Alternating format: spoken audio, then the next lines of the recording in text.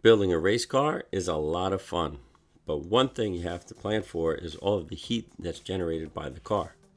There are 4 things that we did to the S197 Mustang to increase heat dissipation. One of my favorites was installing an OEM GT500 heat extractor vent, and yes, on a GT Hood. Making an accurate template is something that you can't rush. I started out by tracing the outside edge of the vent to get a visual of the footprint. Next, I used a scrap piece of cardboard to mark how far from the edge I wanted to start cutting into the hood. I leave plenty of room for adjustment in case the vent isn't properly centered on the first cut. Once the distance is plotted, I trace the outside edge to give me the shape I need.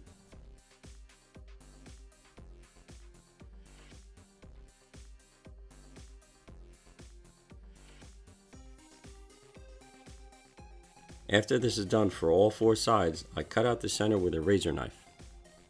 By the way, that's POR 15 paint on my elbow, and we'll be showing you the proper way to work with that paint in the near future.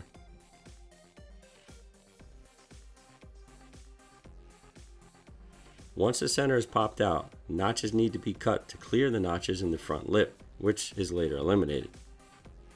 Next, I snap the vent into our template, which is acting like a mock-up for our hood.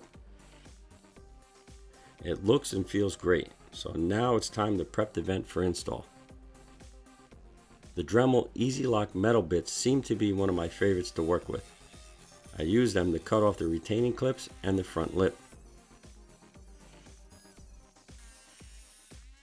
The front lip secures the forward edge of the vent to the GT500 hood, but removing it doesn't make a difference in this case because we're planning on a more simple solution of using pop rivets.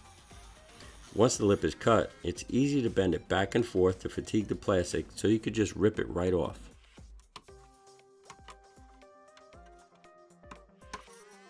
Next, we shave the rough spots, first with a Dremel, then with a razor.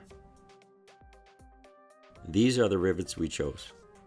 Now it's time to take the vent to the drill press to make holes for the rivets. Blue tape is definitely worth its weight in gold. Just a quick tape job on the template as we plot out exactly where it needs to go.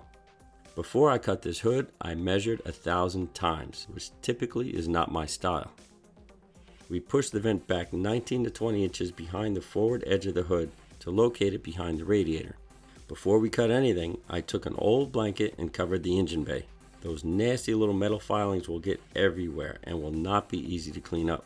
A mask, goggles, earplugs, a long sleeve shirt, and gloves are definitely personal safety equipment you need.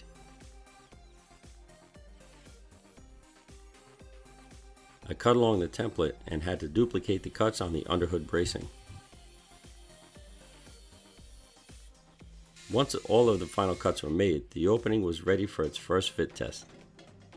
Turns out, all of the meticulous measuring and prepping paid off with an unexpected perfect fit on the first cut. No further adjustments needed. Removing the blue tape on an angle reduces the chances of peeling the wrap or the paint like it would if the tape was pulled straight up. Deburring the metal and a second test fit were both done before prepping to drill the holes in the hood.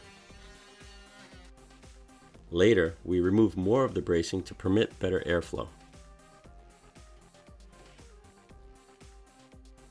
The vent is weighed down with batteries and taped down with blue tape.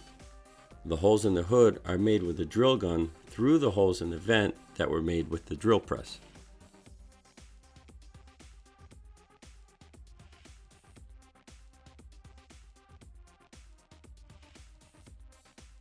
A few dabs of black silicone are used to reduce any vibration that may occur over time.